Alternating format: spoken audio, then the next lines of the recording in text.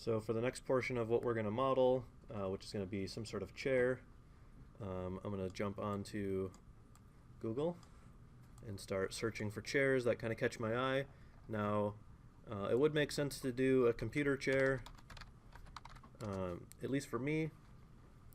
It's going to be a little bit too involved in terms of like how long it would take me to make on lecture, just kind of going through stuff step by step, especially some of these, like something wild like this with all these different portions. So I'm not going to necessarily look up a computer chair. You're welcome to take a shot at it. I mean, if you were to do a computer chair, I would probably try to recommend something that's a little bit more simple, even if it is less boring or more boring and not as kind of exciting or cool. There are a lot of aspects to modeling something like this that is going to be, at least for the first assignment, going to be a little bit too much more of a challenge than what we want. So I'm just going to look up the word modern chair, because this is going to yield some results, hopefully, where I can find something simple. So as boring as this is a good example of a potential chair. It's going to have some opportunities for us to use some new tools, but not get in above our heads, kind of. So if nothing catches my eye, I'll probably go back to the one that I just had opened.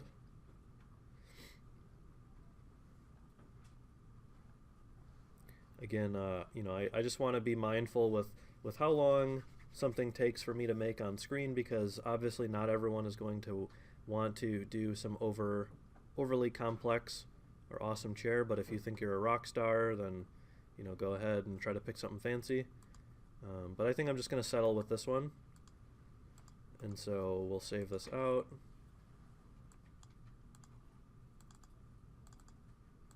I'm going to save it into my reference.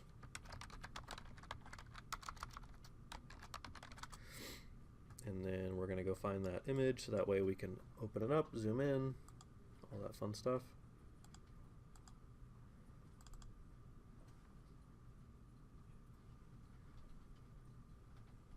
If it opens, cool. Alright, so let's get started on this. Pretty simple chair, and much like how we modeled the desk, we can do sort of one side of it for the wood, and then make a copy or an instance to get the other side, because they'll be likely identical. So I think that's going to be where I want to start. So what I'm going to do is, just to make sure that stuff is going to be kind of made in the same similar size in relation to each other, I'm just going to mock up a rough version of what the seat would be. Just this flat sort of white portion where your butt would go. So get that kind of sized into place and get it at about the right height in relation to the desk. So that looks about right. And then what I'm going to do is I'm going to hide my little dresser and my chair, or sorry, my dresser and table, so that way they aren't sort of in my way, or they're not blocking my camera view. So we're going to call this seat bottom, just so that we've got something sort of as a placeholder name, and then we'll get started on the sides.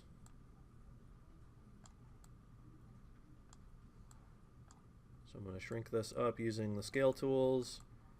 Pretty similar workflow to how the stuff on Tuesday went. And we're going to come and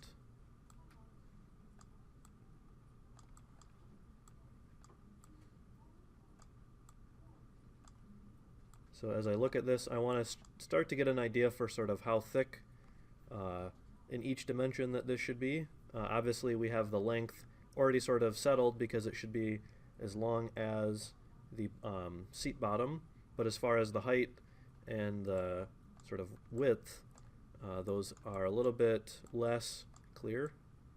So we'll just kind of try to eyeball those.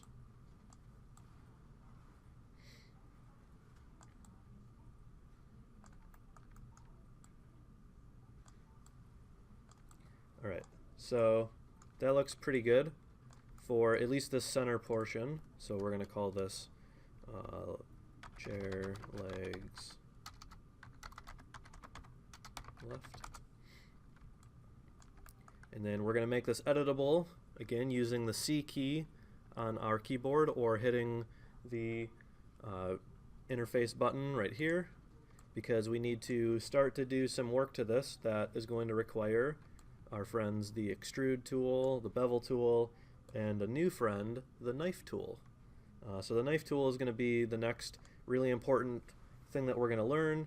And actually what I want to do is I'm going to actually go to the other side while we're doing this. So this way it's more of an even comparison between my image and the reference. So we have this portion of the chair sort of built out. What we're going to start to do is make this front leg here. And obviously we can identify with our knowledge from Tuesday that we want to extrude this beam downwards, right? But we need to do something before we do that, because if we select this polygon underneath, the one down there, and we get our extrude tool, and then we extrude, this is obviously too wide. It's way too wide. It should be like a stick kind of ending there, about not going the entire width of our object. So what do we need to do? Well, we need to insert a new edge, sort of these vertical edges here, these ones, and we're going to do that with the knife tool. So we're going to hit K on our keyboard, and we're going to get another little pop-up menu, and in this case we want to use the loop. So we're going to hit L again, and so now with this selected, we're going to mouse over kind of about how far in from the front we want to insert this first cut to make this leg. So kind of about there is right, and we'll see that now we have a unique square or a smaller polygon down here, and this is what we want to extrude now. So we're going to grab our extrude tool, pull this down a bit, and then there we go. That's pretty much the basis for how we want to make that leg. There are some more details, for example, the fact that this has a rounded edge, so we can use bevel and some other fun stuff, but we'll get to that soon. We want to sort of rough out all of the different shapes first before we get too advanced in one particular detail. But one thing I do want to do while I'm down here is point out the fact that this leg tapers. It actually gets thinner at the base of the leg, and it's a bit thicker up here at the top. So all I have to do to sort of recreate that detail is just get my scale tool, which is T on the keyboard, and I can scale this down a little bit. Now I'm not going to go too far, say maybe 60% or so, and when I zoom out we can see that this now has a little bit more shape to it. It's ever so slightly more interesting to look at, and then I can nudge it forward a little bit because it looks like, if we were to zoom out, most chairs have sort of a staggered sort of layout to their legs. What I mean by that is they're not just straight up and down vertical, because it kind of helps with balance a little bit to have them ever so slightly angled. So if I pull this forward just a little bit, we can see that there's kind of a bit of a difference between here and here, sort of a before and after. So I think that's pretty good for that portion right there. When you scale them, you scale it just from the bottom on the top, does it affect like the whole object, or just? Oh, right. So the question was, when I used the scale tool here, which dimension or which sort of axis did I scale? And that's a good question. Thank you for asking that, because I sort of glossed over the fact that I did not scale in one particular direction actually. What I did is I scaled it in all three directions. So much like how we have the move tool, and we're used to using the move tool by highlighting one of these three arrows to move it in a specific direction. If we don't select any of these 3 arrows, we can move it freely in all directions just by clicking and dragging. And you can see that I can move it sort of freely like this. So that's an example with the move tool. Now to go back to the scale tool and demonstrate what I did is, instead of scaling one direction a certain amount and then going around and scaling the other direction a certain amount, what I did is, instead of clicking on one of the 3 colored handles, I clicked off of here, so not on any of the 3 handles, and we can see that it'll scale all axes uniformly. So I did to about 60% or so. I think that's where I left off. So then we'll just nudge that sort of forward just a little bit, kind of back in place, and that'll be the front leg.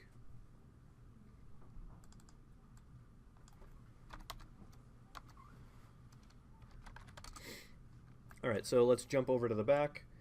Same sort of idea. We're going to use the knife tool to give ourselves an extra cut, and then we're going to extrude downwards, and we see that the sort of angle that this leg is placed is quite a bit more sloped than the last one. So we're going to hit K, get our loop knife tool, and to use the loop knife tool again, I'm just mousing over the edge where I want to insert the cut. So not over one of the polygons, but over one of the edges.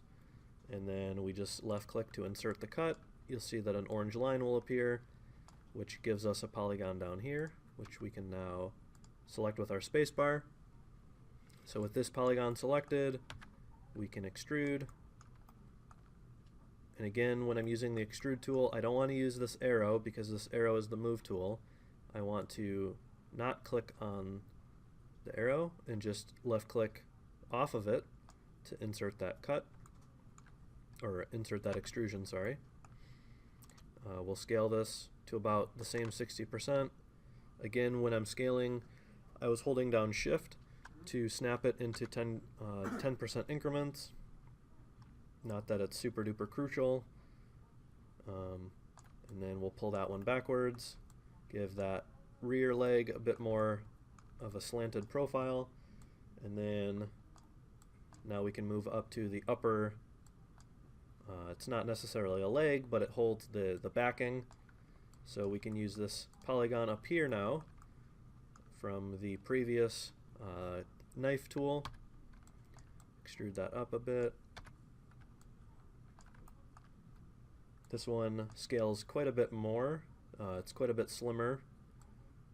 So we're going to scale this one maybe to 40% or 50% instead of 60. So you're scaling just that top surface?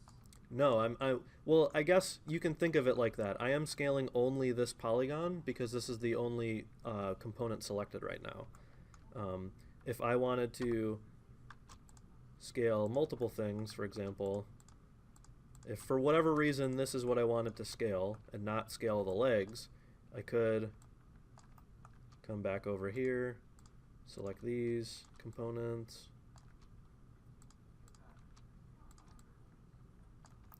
and I could scale like this. Oh, wow. If I wanted to make a kid's chair or whatever. So if you are in a component selection, what I mean by that is either point, edge, or polygon mode. Whatever those components you have selected is what will scale, move, or rotate. Whereas if I wanted to scale or manipulate the entire object at once, I could go to Object or Model Selection mode and then scale the entire thing, sort of up or down. And I could scale in a particular axis if I wanted to make it like fatter in one dimension, for example. So just getting back here, I need to move this quite a bit back and up, it looks like. What button was the knife tool? The knife tool is K. Okay, thank you. Yep, K for knife. So that looks about right in comparison to my reference. It's actually maybe a little bit tall now. So that is that leg. And then we can just sort of nudge it into place a little bit more. And then we can make a copy, or in my preferred case, I'm going to make an instance, because if I go ahead and edit one of them further down the line, I would like those changes to be replicated in the copy. So we'll move that there about, and then we'll just rename that. So then to make the back, it's going to be a similar shape to the bottom, but there is one extra critical detail, and as human beings, we can recognize that rounded things are more comfortable to sit on or to lean against than flat. Our chairs, for example, all have curved backs, and so that is going to be one detail that I do want to implement on the back of this chair. So when I make the cube, I'm going to want to add some extra subdivisions.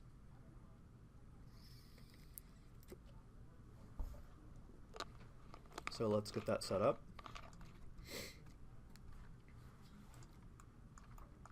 So we will take this seat bottom because it's roughly sort of in the right place, and it's going to be a similar set of proportions.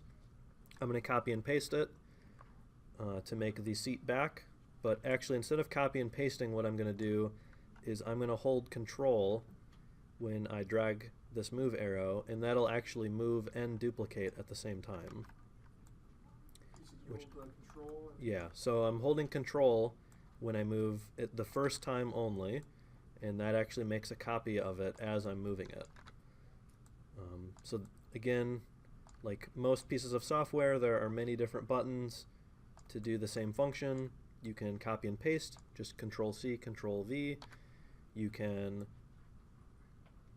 use Control as you're using the Move tool, and additionally, you can hit Control as you drag copies in the objects list. For example, I just made 5 copies of this seat. Need to be renamed, so this will be seat back. And then I just need to shrink it a little bit so that it's not overshooting the height.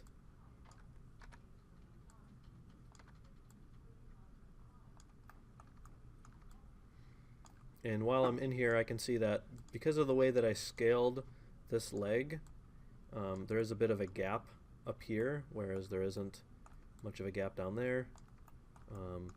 So all I have to do is grab this little polygon and just move it inwards a bit. And we'll see that it actually made a change over here, but it's the wrong. So you can see these are kind of moving in unison. Actually, I want them to move opposite of each other. So what I'm going to do is I'm going to actually flip this instance. This is kind of a small thing, so you don't need to necessarily do it yourself. But I'm recognizing that the blue axis is the direction that I want to flip it in. And so in the scale value here, I'm going to put -1 in its scale parameter instead of +1. And you'll see that as I redo and undo that command, you'll see that it's kind of flipping. So that's just another little tidbit. It seems that I don't know if it was just the angle you had it at, but the side of the one chair seemed to be pointing that way. It's all kind of tilted to the left. Yeah. Or the right. They're in line with each other. Just I'm not really modeling this around the center point, so it's not exactly perfectly set up, but it's all right. It's close enough. So rounding out this back, how do we do that? That's kind of our main mission here with this portion of the chair. And so what I want to do is, because it is still a primitive cube, there is a handy parameter that I can still change because I've not yet made this editable, and that is the segments parameters. Typically on cubes we leave these at the default value of 1 because that just gives us one edge on each side, but in this case I want to add vertical lines sort of going along the height of the chair. So I want to figure out which of these dimensions will give me vertical lines going up in this direction, and it's kind of just always a guessing game. And in this case, for me, with the way that my chair is shaped or pointed, the segment Z parameter is the one that I want to change. So I'm going to raise this up to maybe like 10 because I want a decent number of subdivisions to work with, and I think that's going to be good. So now I can make this editable, and what I want to do is we're going to use that tool that we learned last week, or on Tuesday, sorry, the selection tool under the U menu, and it is loop selection, because I want to make sure that I grab all of the portions of this chair. Most likely, if I was to look at sort of the rear side of this chair, the back would also be curved and not just the sort of inside portion. So I want to make sure that as I am doing what I'm about to do, I'm grabbing the entire loop. So with my loop selection tool, I'm just holding shift to make sure that I select all of those, and we can see that I've got the back and the front edges selected. And now in my move tool, we can see that the axis arrows are sort of pointing in the direction that this chair is leaning, which is cool, and it's going to allow me to move them back ever so slightly. So what I'm going to do is I'm going to move all of the edges slightly and then deselect the two outer edges, and then move these next ones in a little bit more, then use my loop selection. And now to deselect, I'm holding control when I click these to get rid of the ones on the outer edges, and you'll start to see that as I am moving and deselecting the outer portions of this chair, that it is starting to form a curved shape, which is exactly what I want.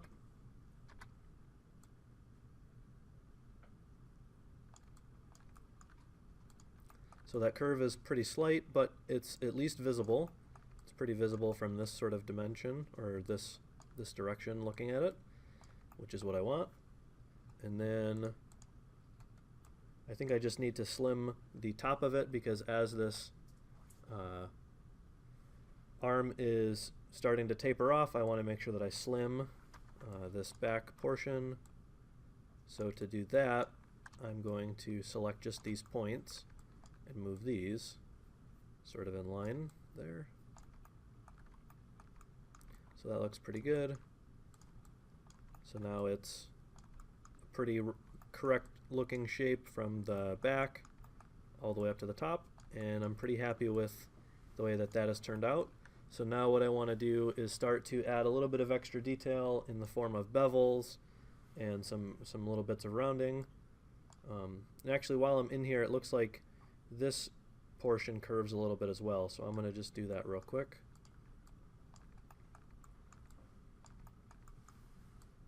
So to do the bottom of this chair, I'm only going to use the points instead of using edge loops, because I don't want to disrupt the top of this chair. So we're going to do that same sort of method. In this case, I'm now doing it in a different axis because I need to move it in a different way. Again, just nudging these a little bit and then hitting Control to deselect.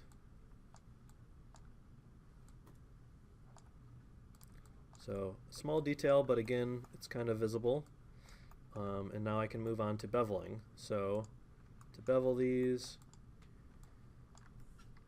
I think all I have to do is select this edge and this edge with my loop select, and then we can bevel. So M, S, you can click and bevel a little bit, and it has a little bit of a subdivision setting already, so it's giving me some rounding. If it's not giving you rounding, it's most likely because the subdivision setting is set too low. For example, at 0, I think it's default. So we'll move on to the seat bottom now, make that editable, select its edges, bevel these, and this part I'm just going to kind of breeze through because for the most part we're up to speed on how beveling works and how the different forms of selection work. So I don't want to go too slow on here.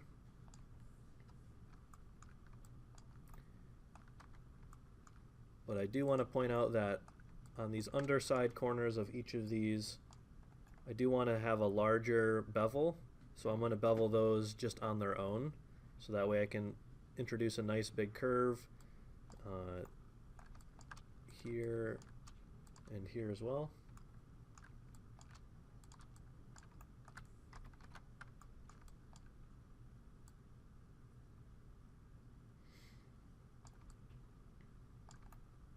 And over here, I'm starting to actually run into some errors because the bevel that I selected was a little bit too large for these portions over here.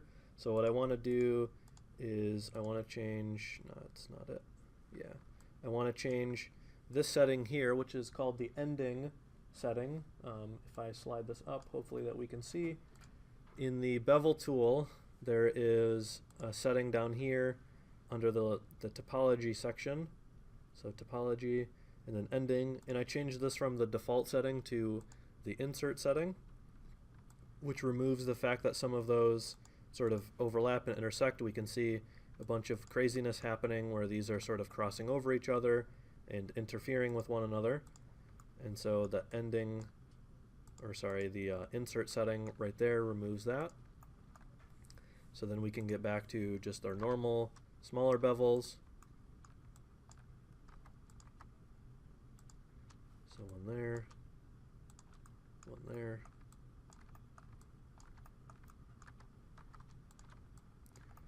one there, and then those two. So this one I'll do a much smaller value because this is just sort of our general smaller bevel. And I am running into one more little issue sort of around here, so I want to see if there's a setting that will help me out. Otherwise, I'll need to redo the way that we are, or redo the order that we are doing these bevels in. Because sometimes, because of the way that Cinema 4D works, if you're familiar with other modeling programs, the beveling in this isn't always the best. It's usually all right, but sometimes you can run into some little issues. And so, for example, I can see that the bottom of this didn't really bevel correctly. And if I turn my display back to, if I turn it off of line mode and back to just the top setting, we are starting to see some sort of errors and kind of messed up stuff. So when you are using the bevel tool, just kind of go step by step, one at a time. And if you mess something up, don't feel bad about having to undo and going back. Because trust me, it happens plenty. So we're going to try this bevel first. And then we'll do that larger rounding one next. So that looks good for there. And then that one, oops. And now is going to actually get fun because I'm going to have a whole bunch of lines to select. And actually I'm going to select them by using the point select instead.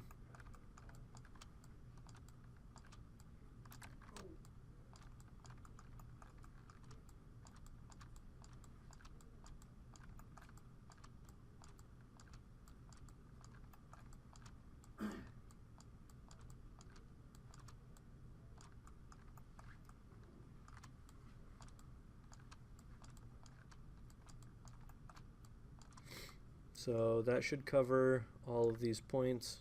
Again, we can use the solo tool to just make sure that we captured everything that we need to catch. That all looks good. And so what I can do, hopefully, this sometimes works, sometimes it works unexpectedly, but I can convert one of these selections from point mode to either edge or polygon mode by holding Control when I click one of these. This is a useful tool, and it selected a whole bunch more stuff than I wanted it to. So that's what I mean by sometimes it works, sometimes it doesn't.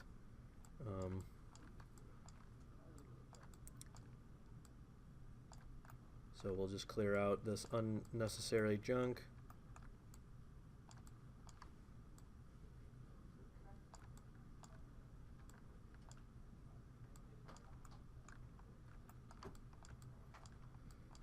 because I want this chair to look nice. And having a good bevel, in my case, is going to be one of the important parts of making sure that this chair does look nice. Actually, no, those two I do want.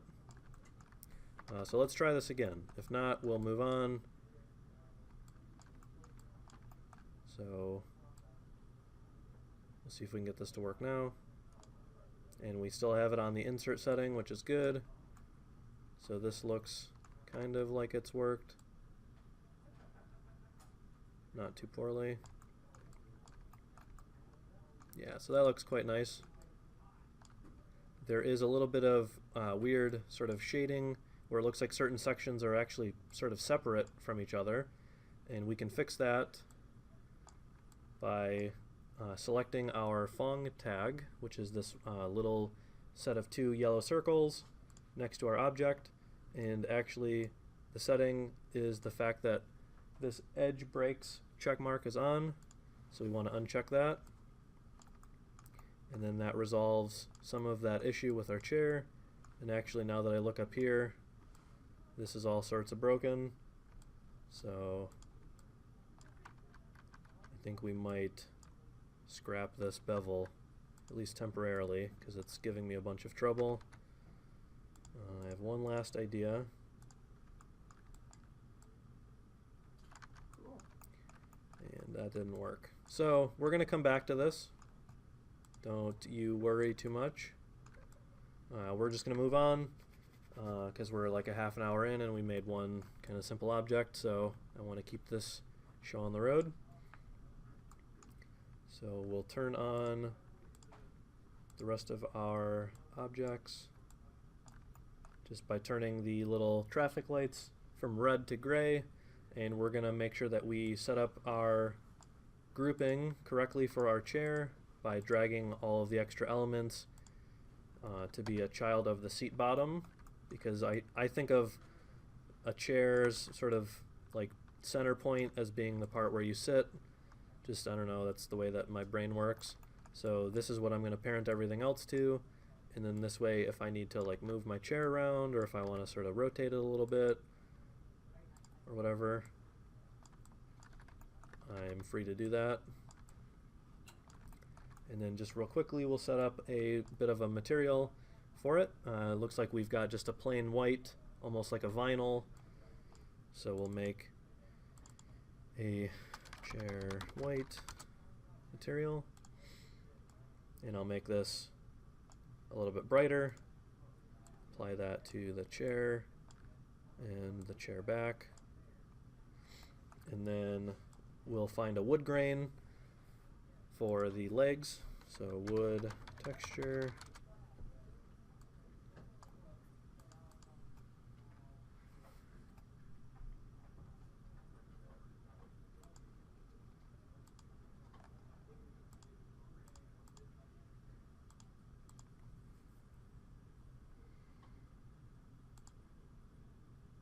so this looks pretty good. It's not a bad option maybe.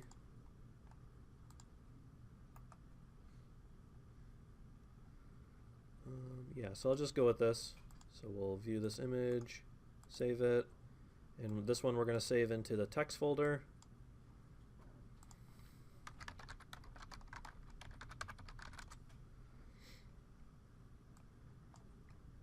So when we make a new material, and we're going to call this chairwood, if I can spell it right.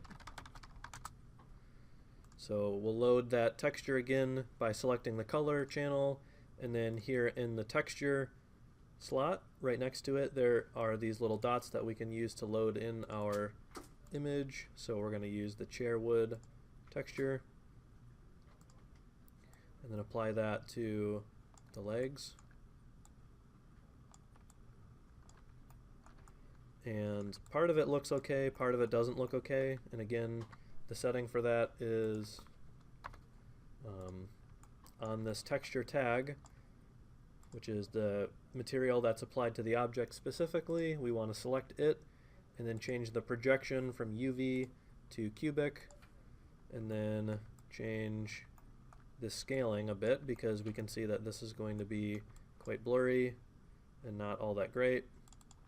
So I'm going to try raising these two tile values into a number that looks about right, and that looks okay for now.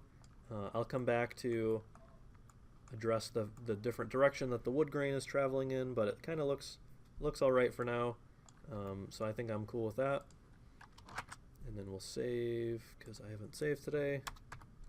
So we're going to save a number 2 of this project. And then I think that's a good place to take a break for a minute. So I'm going to pause this, and then we'll come back and we'll make one more quick object. And actually during the break, another student had a good question about how to actually rotate portions of this texture, kind of how we had been using the cubic setting to sort of fake how we can reset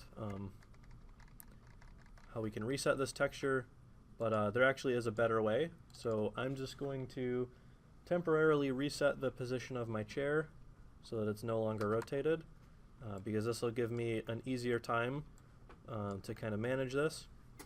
So with this chair selected, since I did the cubic setting on my texture, we can see that like horizontally this looks pretty good, but vertically the arms and legs don't look too great.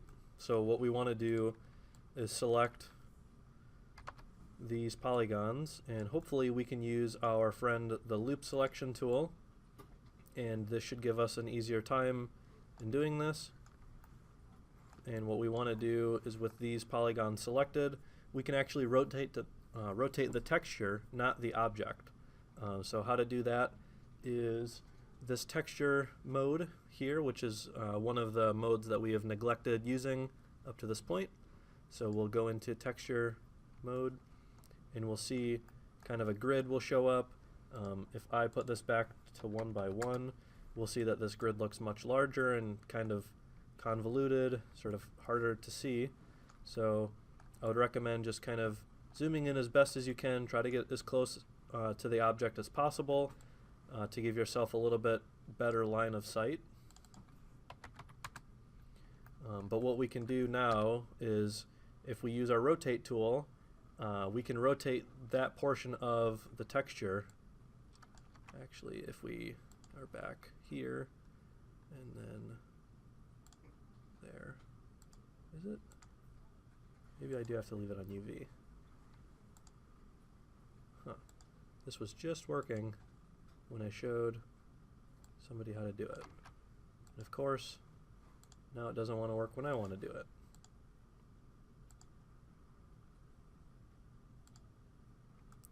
Oh, the fun of doing something live. Yeah. It works differently because I just applied the texture to the one polygon. Oh, okay. So that might be it. All right. So that's a good point. So the way that this is working is we can actually kind of segment this texture a little bit. If we zoom in close to our image, we can actually see that if this was physically made, it would be made out of 4 pieces. So there's this leg, 1, this part, 2, the rear leg, 3, and then the upper arm, whatever you want to call it, 4. So instead of just applying this to the entire object, we can give ourselves that control by applying this to each specific part. So what I'll do is I'm going to delete this tag, and when I have these desired polygons selected, what I can do is I can apply this tag, or I can apply this material just to these polygons. Now if you are doing a kind of a more basic chair, it might not be super important for you to do this or to follow along, but it's still a good thing to learn. So we'll have this material tag, and then we have a new tag next to it, which is this orange triangle, and this is indicating to us that a specific portion of this object is being or is having this material applied to it, and we can verify that by this selection parameter right here is now being populated with a setting, whereas previously it was not. So now we should be able to rotate. If we go to texture mode and we use our rotate tool, we should now be able to rotate this vertically there. And I'm going to try the same 6x6 value. And then actually I can notice that I need to rotate it a little bit more. And then I can move it to make sure the fact that the seam isn't visible. And it looks like I might have to change the size that I'm at a bit.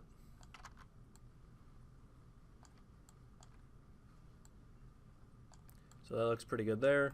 So now I'll go and use my loop selection to apply this material to these portions of the chair just by selecting these polygons. And for the time being, I'm going to turn off all my other objects just so that I can see clearly.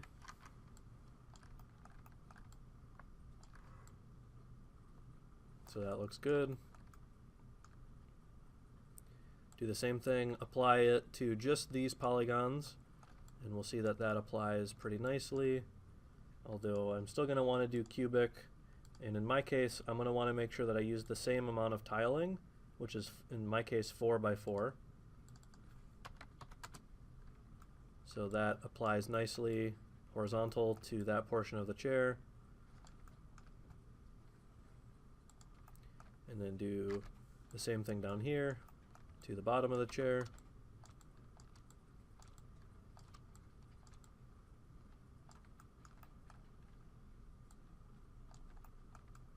So apply that. And then we'll do cubic 4x4. Get to our texture mode and rotate this vertically a bit so that it's kind of slanted.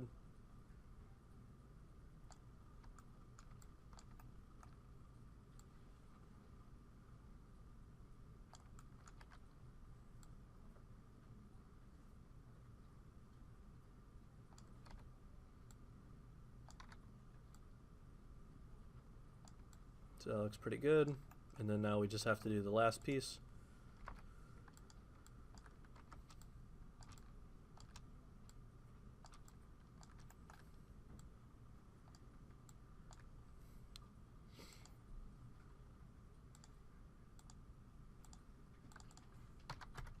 Cubic 4x4.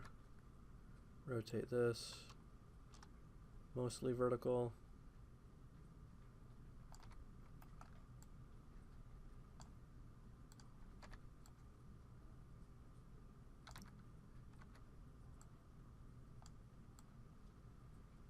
Cool. So that looks pretty good. It looks a little bit more realistic now with the different, it almost looks like it's actually constructed out of the different portions of wood, which is relatively accurate to how the real chair would look in real life. So I'm pretty happy with that. So I think the last thing that I want to jump into is going to be kind of the floor and making the floor look sort of like a carpet. And then we'll maybe model one or two extra little objects. I guess we'll see.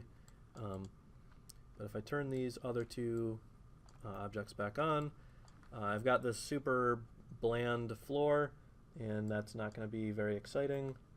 So I have already looked up a texture of a blue carpet. So I've got this cool blue carpet. So we're going to open this image in a new tab. Open image in new tab and save this.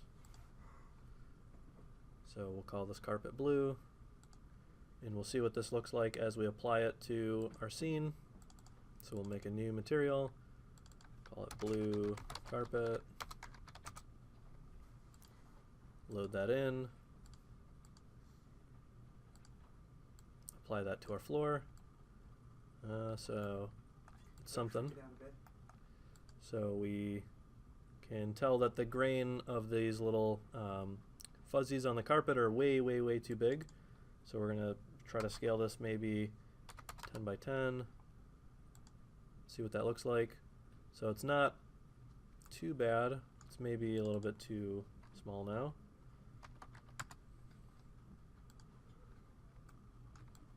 So it's a little bit more accurate, but again, it's not really showing us a whole lot. So at least temporarily, I'm just going to add a light above my scene. Just kind of bring it up a bit. And I want to make sure that, again, I turn shadows on by going to its general setting, turning on shadows, and then if I render,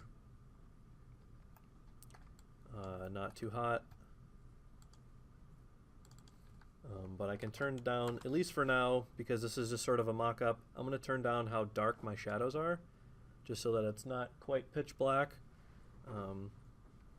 And the reason for that is because we're going to learn about some extra ways to make textures look more kind of exciting, and that is what bump mapping or normal mapping is. If anyone is familiar with like game development or other parts of 3D, you'll know that those two words, again, bump map or normal map, they are ways of making objects look a little bit more realistic. So, for example, like adding the actual sort of like surface detail or like wood grain, for example, or like plastic, it kind of can look bumpy or rough. One thing that'll really help this carpet is adding a bump or normal map to it so that it's not perfectly flat, because obviously this sort of soft fiber-based carpet would not be like perfectly smooth. Like this looks like it's made out of ice, not carpet. So what we want to do is, when I was looking up that carpet texture, what I found was a normal map that came with it. And this awesome, scary, like blue and pink image is actually really, really useful. And again, I found that by typing in carpet bump and carpet normal. So a normal map is this blue, sort of bluish purple texture, and what it is it actually tells, if we were to zoom in, you can see different colors in this. There are hints of green, red, and blue in here, in addition to its just sort of normal default color. And actually what this is doing is it's telling the surface to sort of point in different directions, either left, right, up, down, back and forth, so on and so forth. And it actually creates a really cool amount of detail. So I'm going to save that normal map. Again, just sort of saving it right into my texture folder. And in my material for my carpet, I have a new setting that I want to check on, and that is this normal texture. So I'm going to load the normal, or I'm going to turn on the normal channel by hitting the check mark and then going to the texture and loading in my normal map. And when we render now, we'll start to see that even in the viewport we can see that this has a little bit of a kind of a bump to it, and there's kind of a little something there. I'm not sure how apparent it is on the monitor, or sorry, on the projector, but if you're watching this back online, it should look pretty decent. And that was just on the default setting. Again, I just went to my texture, I checked on the normal map checkbox, and then I loaded in my image. I left all the other settings alone, didn't really need to change any of them. So that worked out pretty good. So that's kind of the preferred method of adding detail to the surface of an object, is with a normal map. Is there a way to scale that bump map separate from the regular texture? You mean like actually scale its like how it's tiling, or? Yeah, how it's tiling. Because my bump map is bigger, in inches bigger than my original texture. So there is, hopefully if you're up for the challenge, you're going to learn about, the question is how can someone scale a texture independently from another texture? Because on the tag, if you were to scale up or down one of them, they would be linked. So the proper answer is, if you select your desired channel that you would like to scale, whether it's your bump or whatever,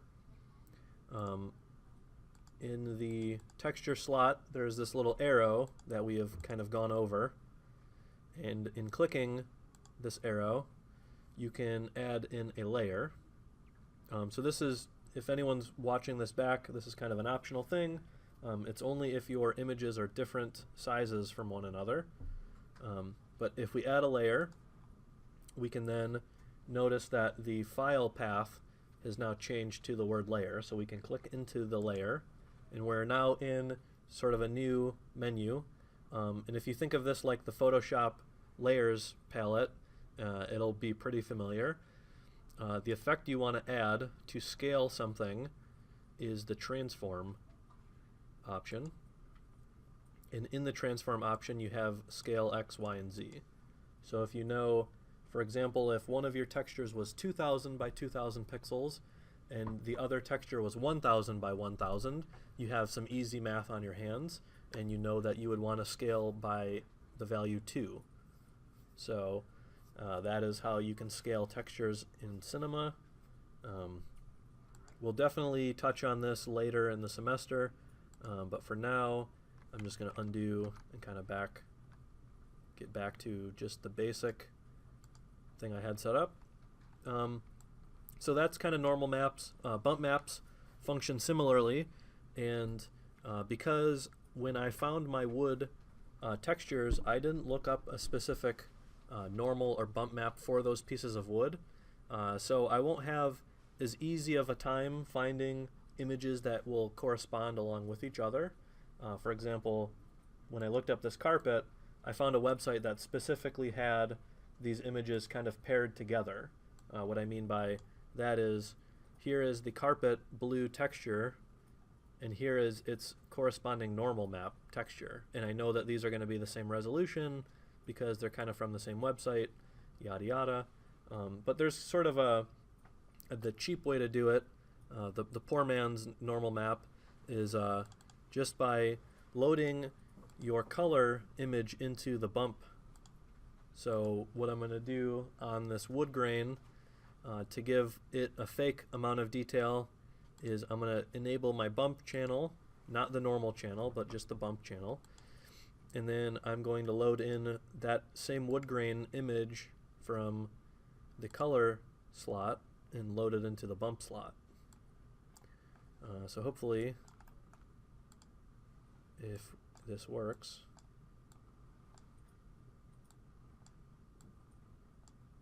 might have to tweak some of the settings a little bit, but here we go.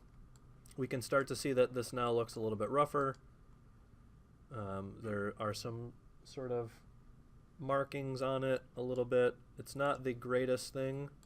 So here's sort of like a before, and here's an after. So it's a little hard to see, and this isn't the perfect thing to do when you're working with just compressed, like crappy images off Google. There is a lot better of a way to do this, but we'll get there in time, I promise. So I'm going to do that same sort of thing real quick in my other wood texture and just check out what my chair looks like.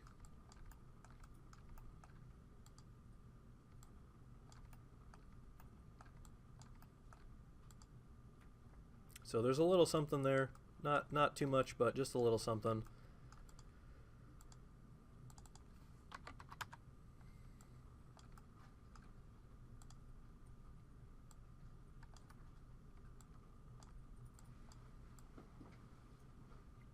So I think I'm happy with that for now.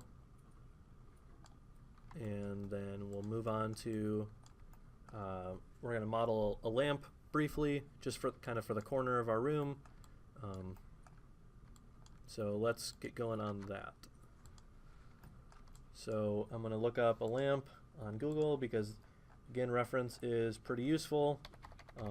If you have, you know, a lamp in your room or whatever, if maybe you're recreating, you know, objects in your room or your office at home, you know, feel free to do that. Take a picture of it, whatever. So I'm just going to look up an IKEA lamp because I know in my head there's a specific one that is pretty simple, and this is it.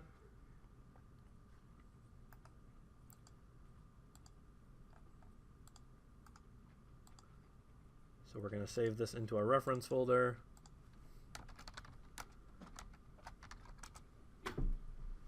So that way we've got it with us.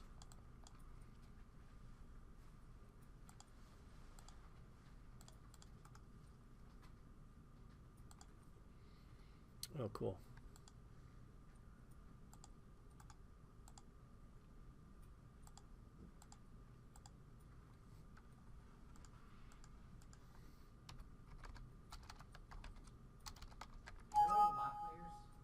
There is a way to lock stuff.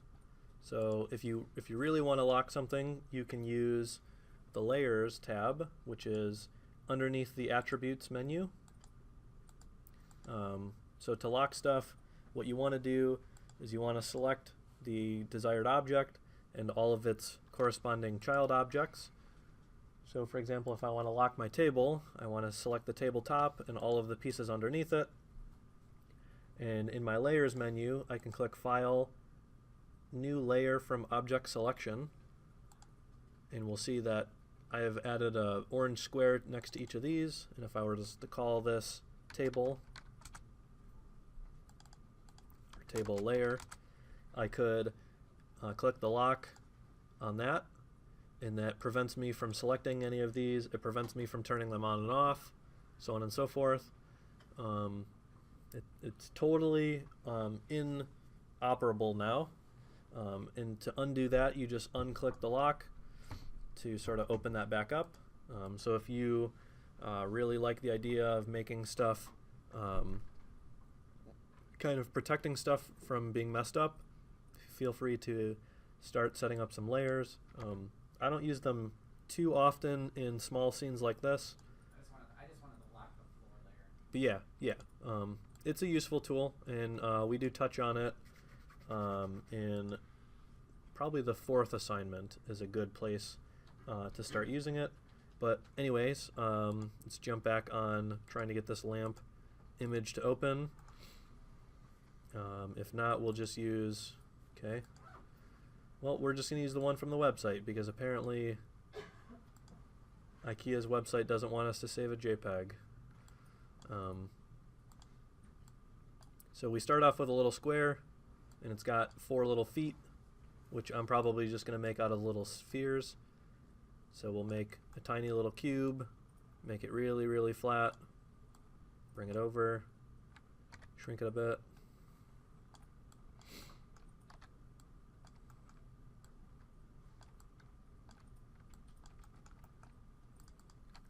Lamp base. So I'm going to make these 4 little spheres. And these would be kind of like the little rubber feet that would sit underneath the base here. So shrink these quite a bit.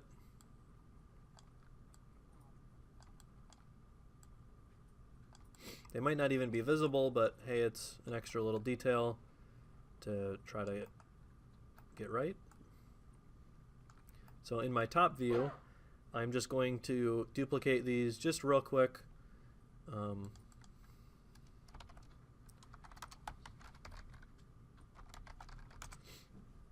Just by holding control when I drag these. So I'm holding control to drag one, and I made a copy of that.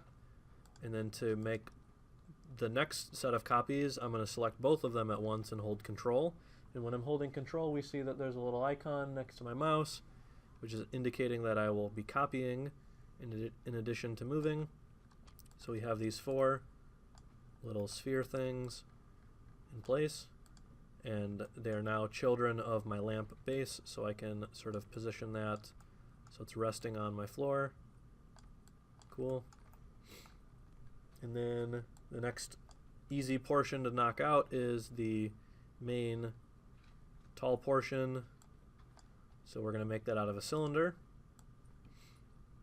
And when I do this, I want to make sure that this cylinder is centered to my cube, or my little base plate. So in my cylinder, actually what I want to do is we're going to call this main lamp middle.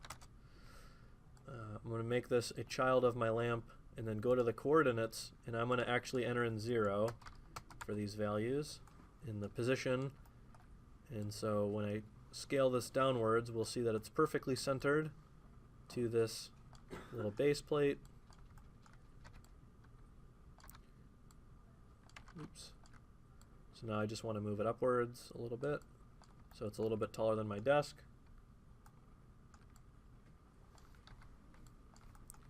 Cool.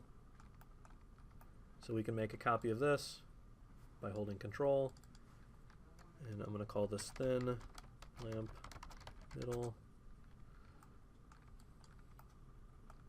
Move this up a bit, and then scale it in, because we can tell that this portion is now sort of inside, probably so that this can raise up and down, sort of like a telescope.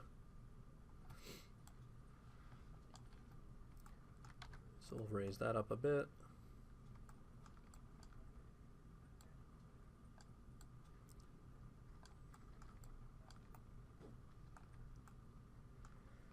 And then this kind of looks like, it's hard to tell what sort of shape that is, but my guess is that it's sort of a sphere or some sort of cylinder shape.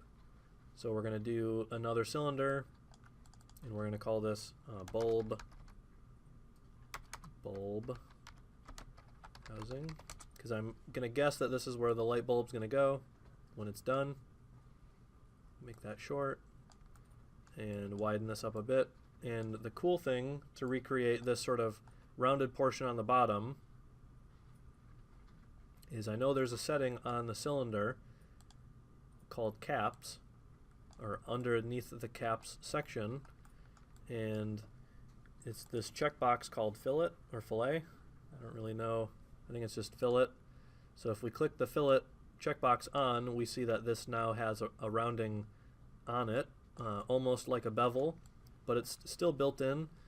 I have not made this editable yet, so I can still kind of easily tweak how tall it is, how short it is, how round it is, yada yada. So I wanted to kind of keep that as is and sort of get that into place. And then now, this is where I'm going to put my light.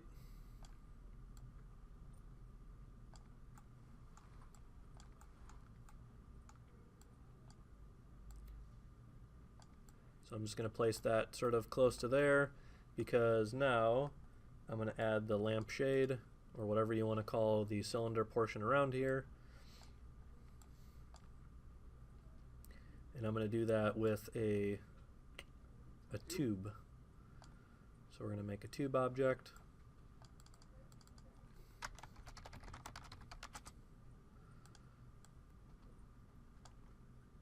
So we're going to make the tube, put it in the base, and we're going to call this lamp shade. Go to its coordinates and sort of zero it out again, because I want to make sure that I can make it in place. So it's a little big. That's okay, because we can shrink it up.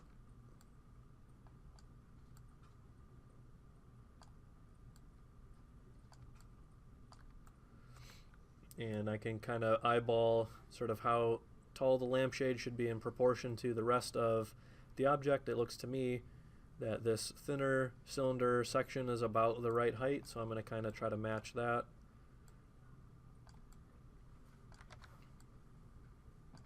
So that looks pretty good. There would be some sort of cross beams or some sort of little handles that would sort of connect out from here. So we're going to add those super quick, and we're just going to do those with little cubes. So we're going to zero out this cube, thin it down, and actually in the coordinates I'm going to enter in some values specifically, because I want to figure out how big the radius of my lamp shade is, and in this case it is the inner radius value of 30.9 whatever. So we're going to make the size value there, and actually need to double it because it's not taking into account the fact that it's a radius and not a diameter. So something just really simple like this is probably how this object is built. Oops.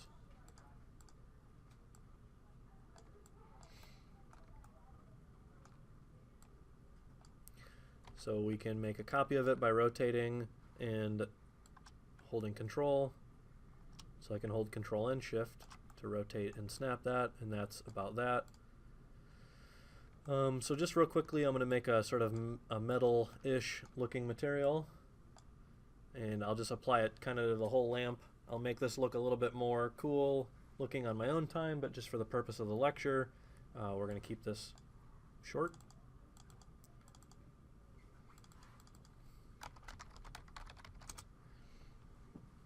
So to make something look metallic, what we want to do actually is not use the color channel. So we're going to uncheck color, and we're going to go into reflectance here.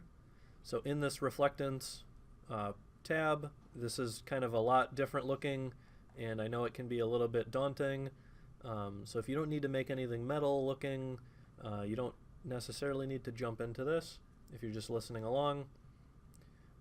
But if I want to make something look metallic, I want to click Add, and then under this Add setting there are a handful of extra things that I can bring in, and in this case I'm going to bring in a GGX shader, which is going to give me a sort of almost chrome looking material, and I can apply this to the lamp, and we can see that it looks like chrome and not necessarily metal.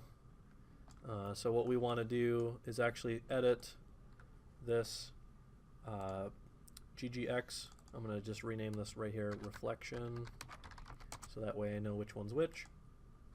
I want to increase the roughness of this, and I think 50% is probably a good value just for now. We're going to go over how to make more sort of specific types of metal later on, but we'll get there when we get there. So I think that's a good place to wrap for today. I made a chair and a lamp. The next lecture I'll go over how to set up some more lighting elements. We're going to finish up the room just by adding some walls and a ceiling, and then we'll go over how to animate a camera, and then we'll pretty much be done. So that'll give you guys, after that, a couple days to work on lab time sort of on your own, and I'll help you out. Yeah, so that'll be that, I think. As far as the requirements go, we're going to animate this for 5 to 10 seconds. It's just going to be a camera, but as far as objects that we want to model, I'm going to require you to have some sort of desk and chair. Again, you can interpret those words kind of as creatively or uncreatively as you would like, and then 2 other objects. It could be like a bookshelf, maybe a computer on the desk, a bed, TV hanging on the wall, you know, just whatever. Come up with some extra things to add in, and then that'll be kind of the requirements for the assignment. So yeah, I think it's a good place to save, and then we'll get this lecture uploaded.